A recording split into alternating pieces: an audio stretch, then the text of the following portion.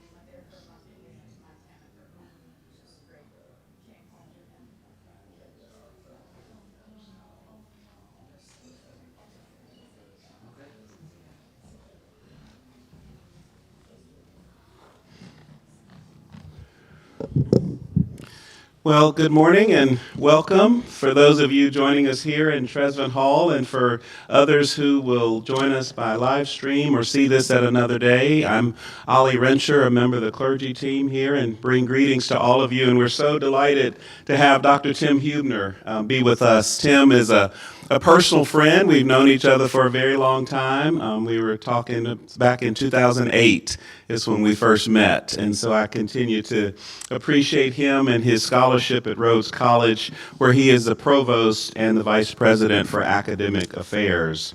Many of you have met Tim in different spaces before, but he has degrees where he studied at the University of Florida and at the University of Miami, and he brings so many gifts and passion. And as I've gotten to know more about Tim and his commitment, he talks about his commitment to teaching and writing about the history of the United States. Teaching and writing about the history. And so his books that he's written over time and other publications are all connected to his passion, and he is very passionate about it. And he's one who tells the whole story, the full story, and very engaging. So I'm always just appreciative of how far back he goes, and books about the Civil War era, for instance, and problems in American constitutional history, and essays he's written. And so I'm just very grateful for today. But before we begin, I'll offer a prayer. The Lord be with you. Let us pray. Gracious God, for the gift of this day, for this time in this space when we gather to reflect as people of faith, people on the journey, to hear about the Declaration of Independence, its history, its implications for us. Be with all who are a part of this conversation, this presentation. And we give thanks especially for Tim Huebner for his scholarship and for the commitments that he continues to make to this part of who we are as your people. Amen. Please join me in welcoming Tim Huebner.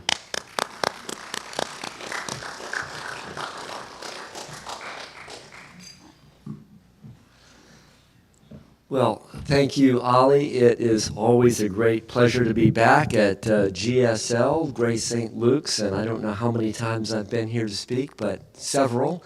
And it's good to see so many familiar faces here.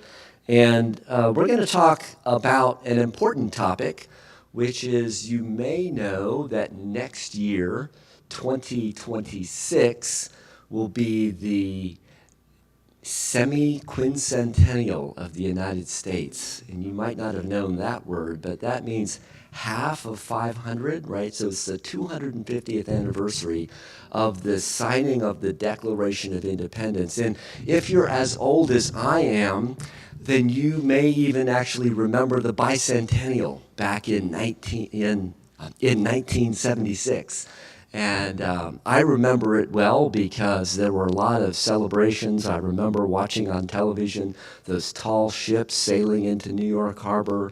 I remember marching around the neighborhood in a parade organized by my elementary school at that time.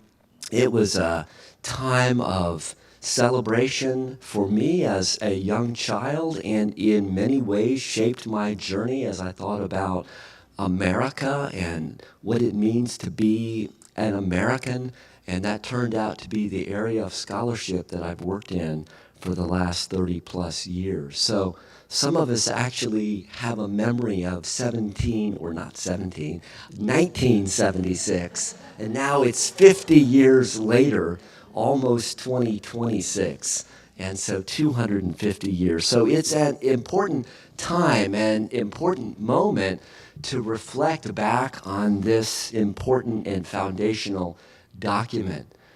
A document that in many ways has helped to define us as a people. And so what I'm going to do here today is I'm probably not going to stand here behind the lectern the whole time because I'm going to move around a little bit to flip my screen here. But I want to really start with an argument about the significance of the Declaration of Independence.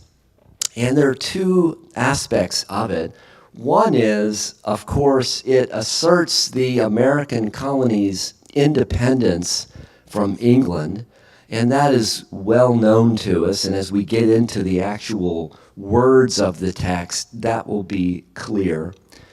Maybe less evident, or something that we haven't thought about quite as much, is the idea that it truly establishes this principle of political equality. And I want us to spend perhaps a little bit more time on that aspect of the document. And not only the document itself, as it was written in 1776, but also how the document was interpreted as the country moved forward into the early 19th century. And part of what I want to say here today is that equally important to the birth of the Declaration of Independence is the life of the Declaration of Independence. The sort of life that it took on, or the meaning that it actually took on as we sort of move forward into the 19th century, into the 1800s. Now, the document itself is pretty short. It's only 1,337 words. So compared to the Constitution, which is about 4,000 words, it's actually pretty short. How many of you think that you might have actually read the entire Declaration of Independence? Anyone think that they've read all of it? Most of you think that you read all of it at one point. That's great. We're not going to read all of it here today, although if we were, it would only take us about 10 minutes. And I actually did this with a course that I taught over the last few weeks at Rhodes through the Meeman Center for Lifelong Learning. One of the things that we did was to read it out loud. It only took us about 10 minutes. But I'm not going to read all of it today, but we are going to read some significant passages from it and spend some time trying to figure out what those mean for us today. So we're going to spend some time on the history and the context, what it meant then and what it meant in the early 19th century, but I especially want us to think about what it means for us today, not only as Americans, but as people of faith. All right? Sound good?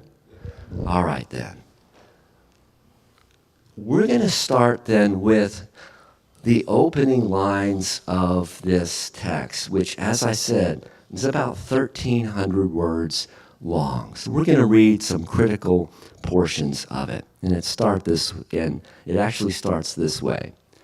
When in the course of human events, it becomes necessary for one people to dissolve the political bands which have connected them with another, and to assume among the powers of the earth the separate and equal station to which the laws of nature and of nature's God entitle them, a decent respect to the opinions of mankind requires that they should declare the causes which impel them to the separation.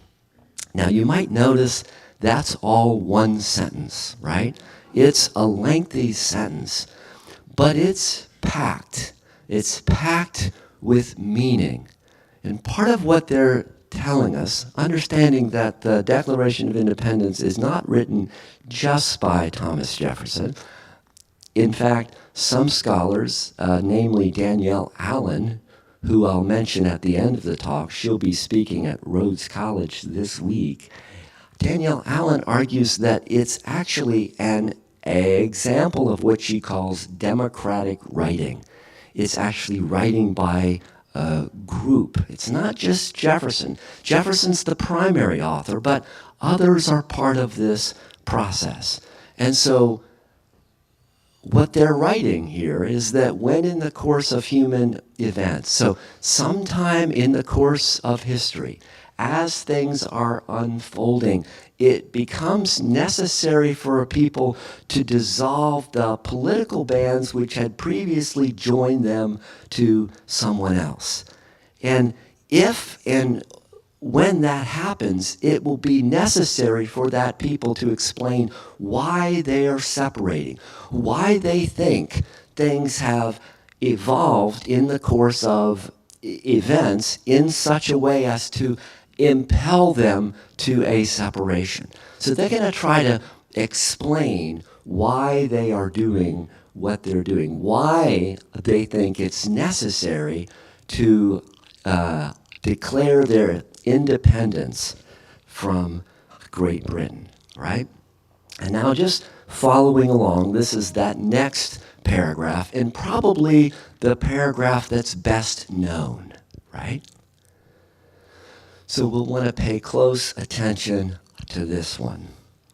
We hold these truths to be self-evident, that all men are created equal, that they are endowed by their Creator with certain unalienable rights, that among these are life, liberty, and the pursuit of happiness, that to secure these rights, governments are instituted among men, deriving their just powers from the consent of the governed, that whenever any form of government becomes destructive of these ends, it is the right of the people to alter or to abolish it, and to institute new government, laying its foundation on such principles and organizing its powers in such form as to them shall seem most likely to effect their safety and happiness. And let's especially go to that first passage, right? We hold these truths to be self-evident, that all men are created equal and endowed by their Creator with certain unalienable rights, that among these are life, liberty, and the pursuit of happiness. Now, part of what we'll do as we get deeper into the document is to think about the context. But one of the things that we should understand at the outset is the sheer revolutionary nature, the bold claim that is being made in this statement. Because this is written in 1776. It's written in the 18th century. It is being written in a world of kings and emperors and czars and sultans. And here is a claim that all men are created equal, endowed with certain rights, life, liberty, and the pursuit of happiness, and that governments are instituted to secure these rights, and if they're not doing that, that it is the right of the people to alter or abolish that government, right? So as to effect the safety and the happiness of those people who are making this claim. So again, in the 18th century, this is a bold and revolutionary statement that all men are created equal. Now, we want to think a little bit more about what that means in 1776, what it means in the early 19th century, and even what it means for us today. But still, let's not lose sight of the revolutionary nature of that claim at that moment. Let's read a little bit more. And this too is following. So this is the very next paragraph. And I promise I don't have, actually I just have one more slide that's full of all this text, all right, but it's actually worth reading. So this is that next paragraph after what we just read. Prudence, indeed, will dictate that governments long established should not be changed for light and transient causes, and accordingly, all experience hath shown that mankind are more disposed to suffer while evils are sufferable than to right themselves by abolishing the forms to which they are accustomed. But when a long train of abuses and usurpations, pursuing invariably the same object, evinces a design to reduce them under absolute despotism, it is their right, it is their duty to throw off such government and to provide new guards for their future security. Such has been the patient sufferance of these colonies, and such is now the necessity which constrains them to alter their former systems of government. The history of the present King of Great Britain is a history of repeated injuries and usurpations, all having in direct object the establishment of an absolute tyranny over these states. To prove this, let facts be submitted to a candid world. So going back to the start of this passage, prudence is going to dictate that we're not going to just have a revolution just because we wake up one day and think that it might be a good idea. No, Prudence actually means that people suffer for a long time through a lot of things before they actually take a step like this one. And so things must have gotten bad for the colonists. And they're arguing here that they have gotten so bad that there have been a series of abuses carried out by the King of Great Britain that are so severe, so serious, that they have to take action. And then the sort of next section of the Declaration, which is this large middle section, is a list of all of the things that had been done by King George. And it's everything from sort of grievances about taxation and sort of representation,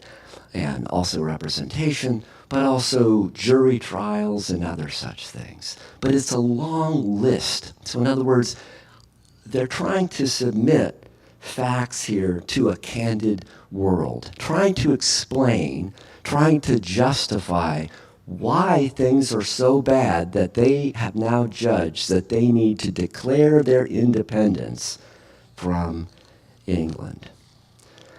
And finally, after that long list, after that long train of abuses, after that long list of grievances, we come to the end of the document.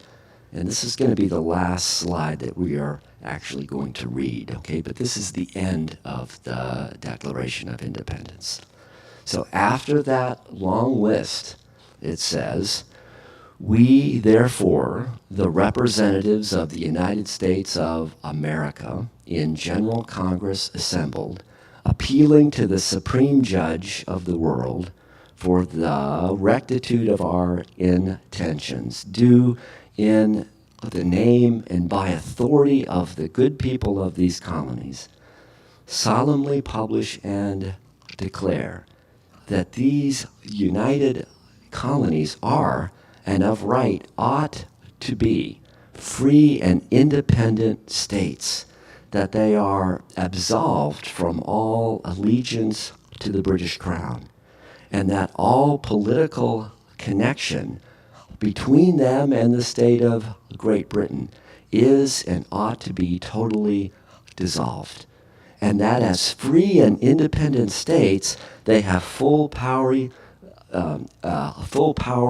to levy war, conclude peace, contract alliances, establish commerce, and do all other acts and things which independent states may of right do. And for the support of this declaration, with a firm reliance on the protection of divine providence, we mutually pledge to each other our lives, our fortunes, and our sacred honor." Now, there's a lot there as well. This is the very first moment that name, the United States of America, shows up, is at the end of this document in 1776. It is literally the birthday of the claim that there is such a thing as a United States of America. Also, this assertion that these colonies now are no longer colonies, they're free and independent states, arguably free from the British Empire, but also free and independent in some ways of each other. And this will be one of the challenges that they face in the aftermath of this declaration is, are they free and independent states of each other, each an individual sovereign state, or are they truly united? And if so, what does that mean? But as free and independent states, they outline a list of powers here that free and independent states have. And that is, for example, to levy war, to enter into alliances, and so forth. And so as we look at this document, as we look at these essential elements of it, we can now start to step back. So we've sort of focused on the text, and I've offered a few comments here and there, but I want to sort of step back even more and think about the contexts, and there are various contexts. So let's think about three. One of them is that this is a wartime document. It's written in 1776. The war for independence, the Revolutionary War, was going on at the time that this document is being written. It's not as if they make this claim and the war begins. The war had started in 1775. So they're already fighting for their independence, and now they're explaining it. They're claiming it, and they're justifying it. And so that's an important part of what's going on here. They're writing in the context of a war where, if we go back to that last slide, they talk about the power to levy war. They talk about the power to enter into alliances. Are they hoping to enter into some sort of alliance? Yes, and they do with France. And had they not actually done that, they probably would not have won the war, right? Understand that these colonies on the eastern seaboard of North America are kind of a ragtag bunch. They've tried to form an army, but they're no match for the army of the most powerful nation on earth at that time, Great Britain. So they have to have foreign support. And in many ways, we can't understand this document if we don't see it in the context of a war where this new so-called country is trying to claim its independence in order to secure foreign support. So that's part of the context, right? And it's also true that this document has a even longer sort of history. So it's not just something that makes sense if we put it in the context of 1775.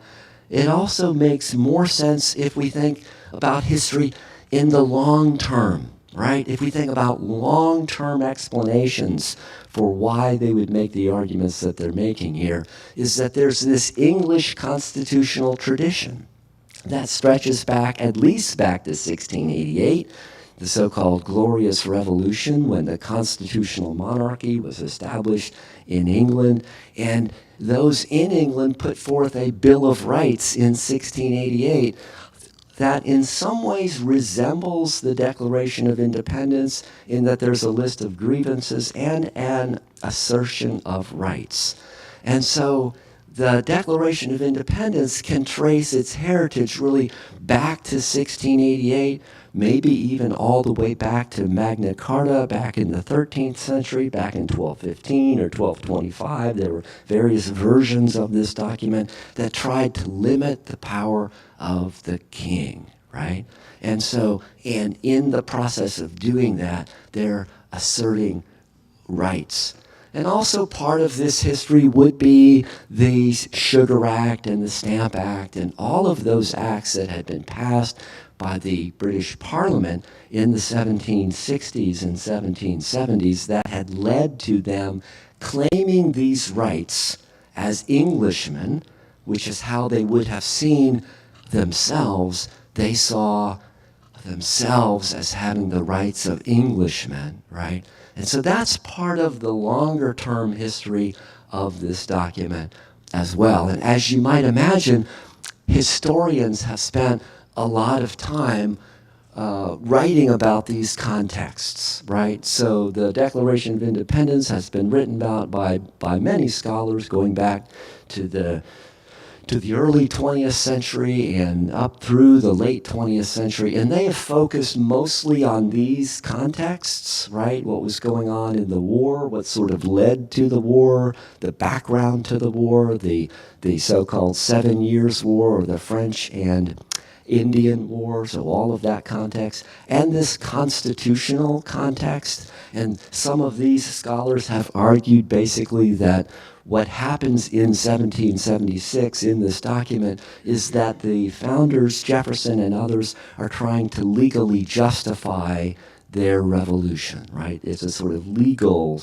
constitutional justification for what they are doing. And so those are really important ways of understanding this document. It's also evident and obvious to us that there's a third context here, and it is that slavery had been an institution in North America since 1619, right? And this has especially been the focus of scholars over the last 20 years, but particularly since 2019, you remember, was the 400th anniversary of 1619, and there was a lot that was written in the years around 2019 on the so-called 1619 project, right? This was a project of the New York Times. It was a sort of document. It was a magazine. It turned into a documentary. It had many forms and has been sort of much debated ever since 2019, right? The point here is that there's a bigger context that's not necessarily having to do with balance of power politics, that doesn't necessarily have to do with constitutionalism, but has to do with the social history of the North American colonies, especially the southern colonies, where slavery has started to become an important part of the society in the colonies. And so this brings us back then to some of those phrases of the Declaration of Independence that especially seem important to us, right? Because Jefferson and others wrote in 1776, all men are created equal.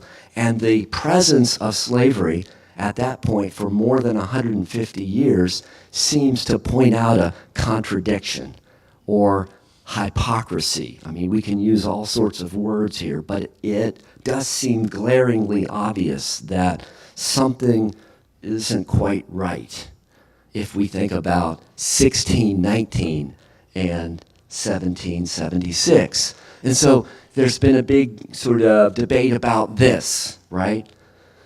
What is the true founding date of America? What are the true founding principles of America, right?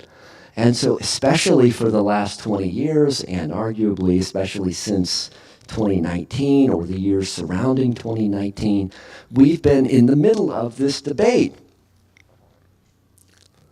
Is it 1619? Is it 1776? Is it all men are created equal? We should exalt the Declaration of Independence and the writers of it?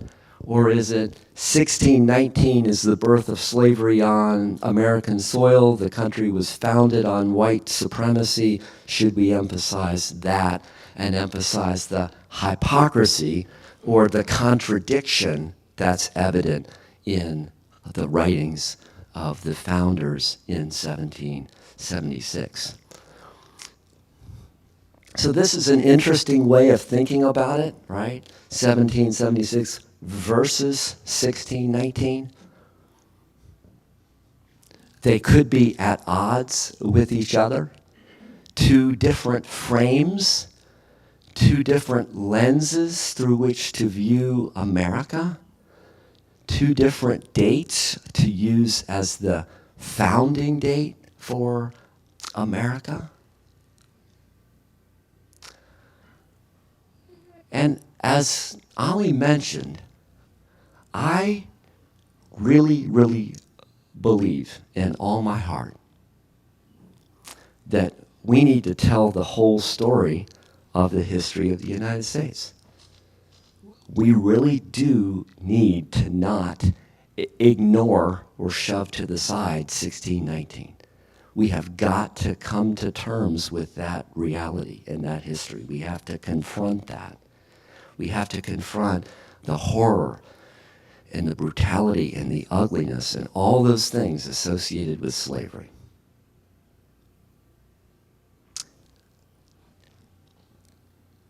I also believe that 1776 should not be dismissed,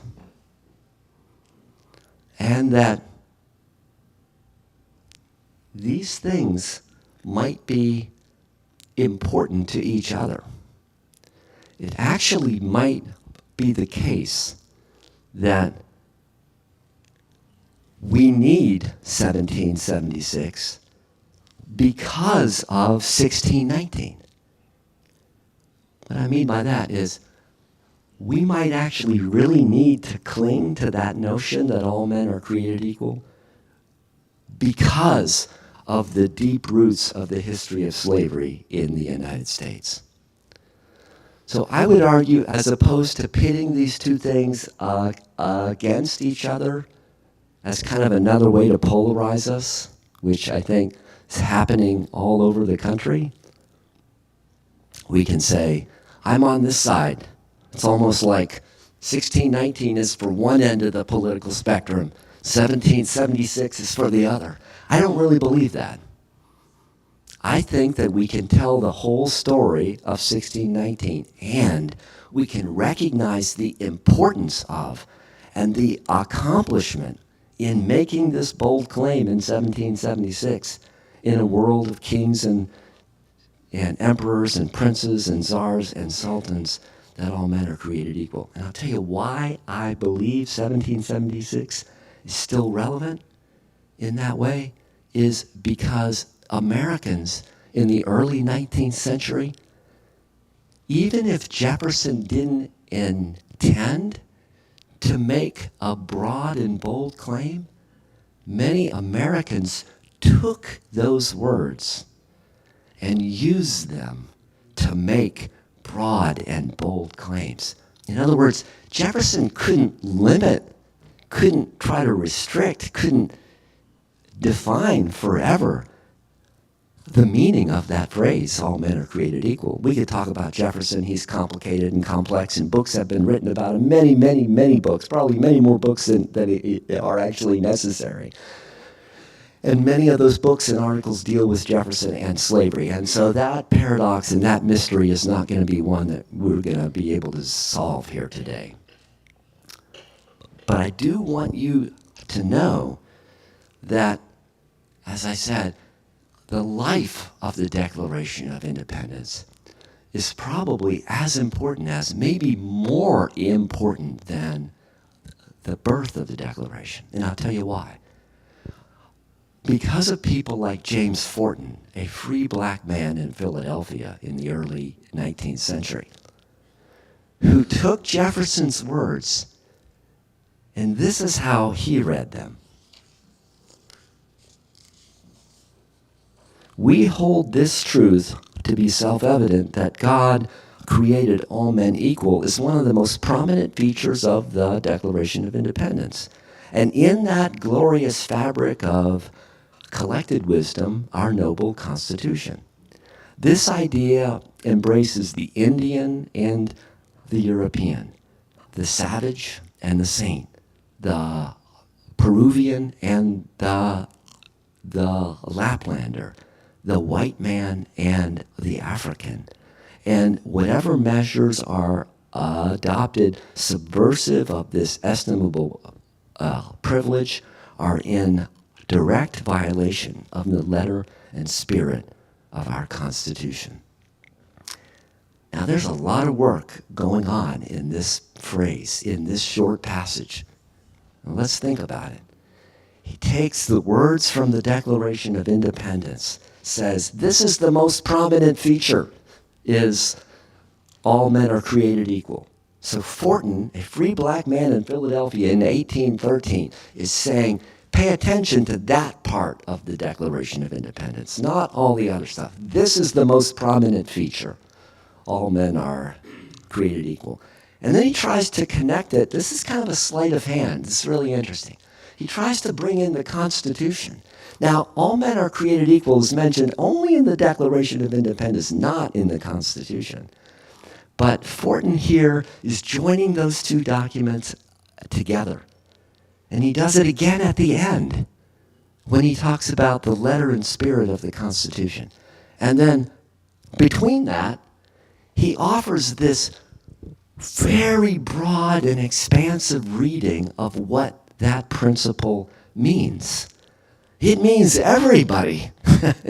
It means, and then he gives specific categories, understanding that in the early 19th century there were all these racial categories, all these ways that people talked about each other. And he's giving some of the categories of that time. But the point is, he's reading this well beyond what Jefferson and others actually said in 1776. He's saying it applies to all.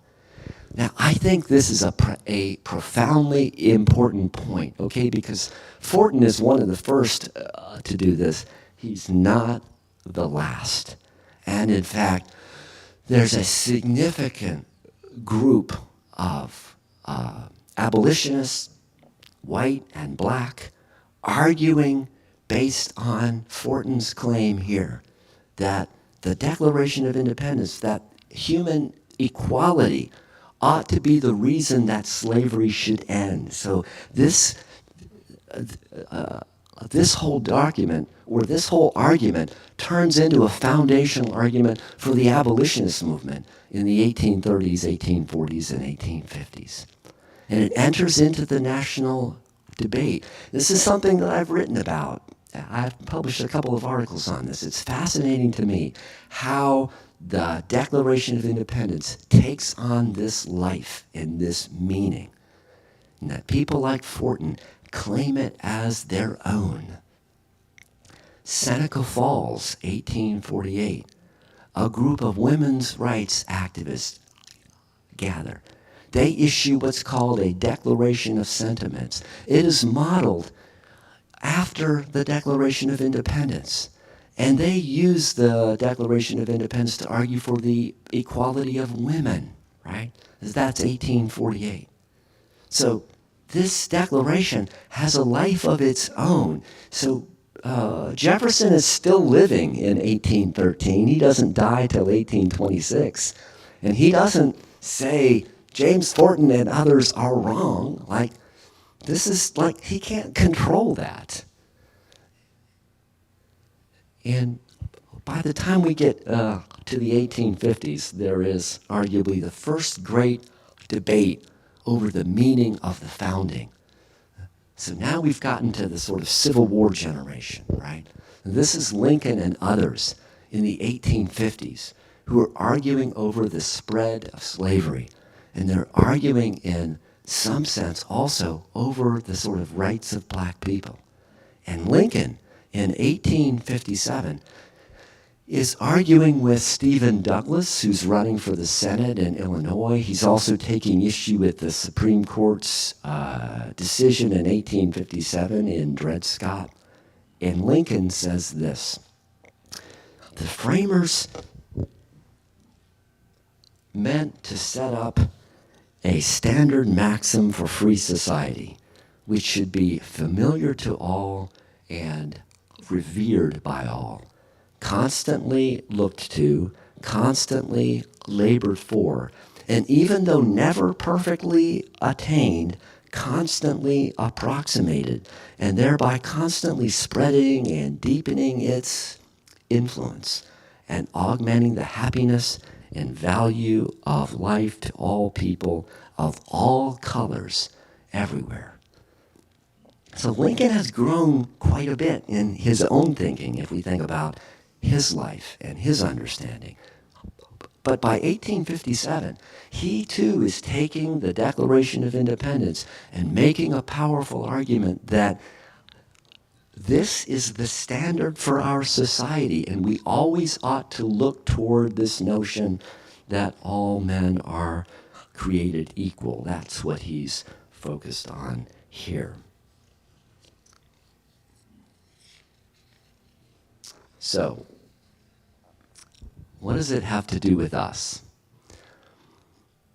I started out by saying that basically there are two themes.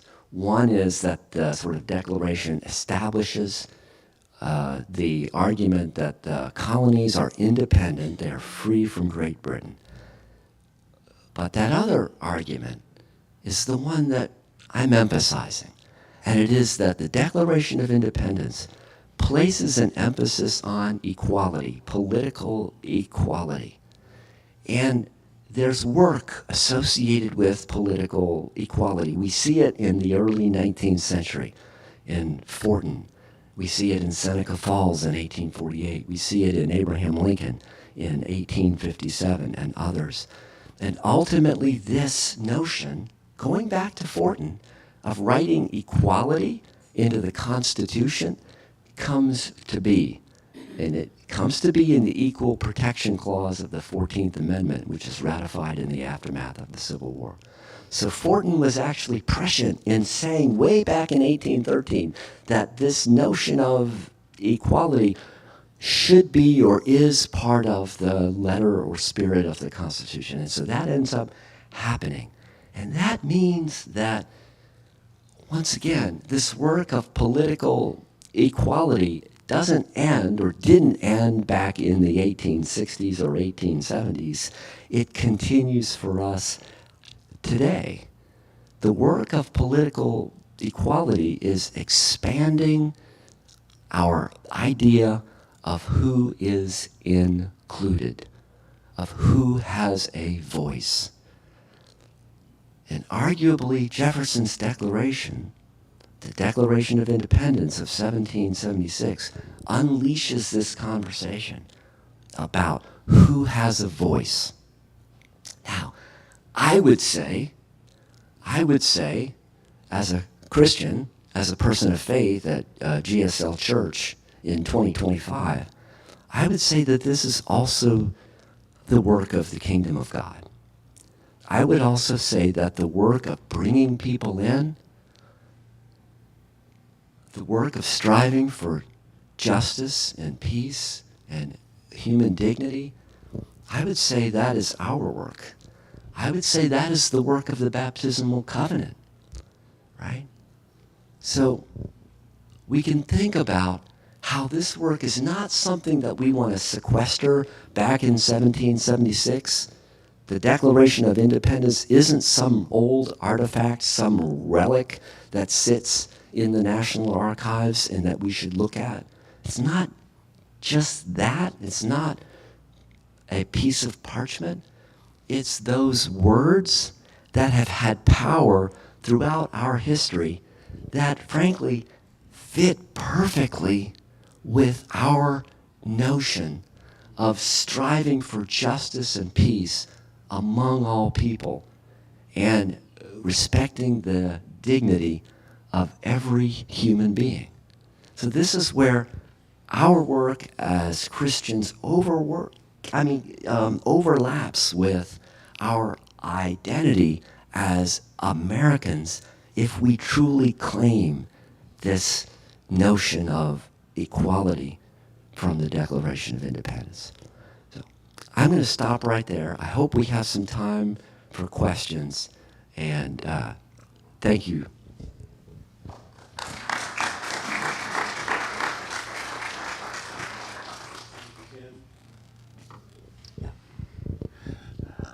Thank you, Tim. So it's 10:15, and service is at 10:30. We have time for one question.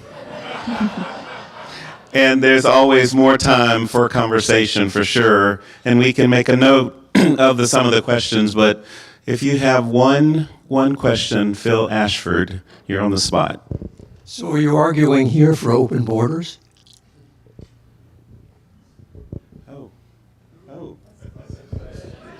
So I am not arguing for any specific policy associated with immigration or any other policy necessarily, but I am arguing for a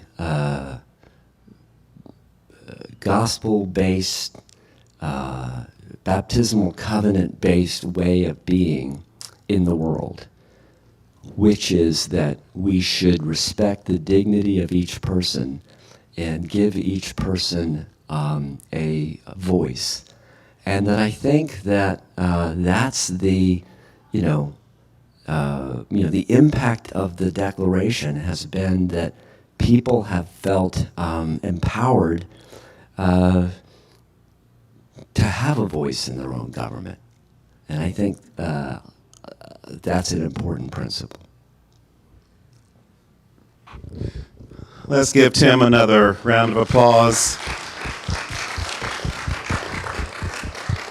So thank you again for your presence, and we will have other opportunities. Tim and I often talk about the opportunity for him to have an evening series that might be of several weeks, of 2 or 3 weeks around a particular topic, but we of course have to do a lot of planning for that. But just I always appreciate his pastoral presence and his insight and his wisdom. So go in peace to love and serve the Lord.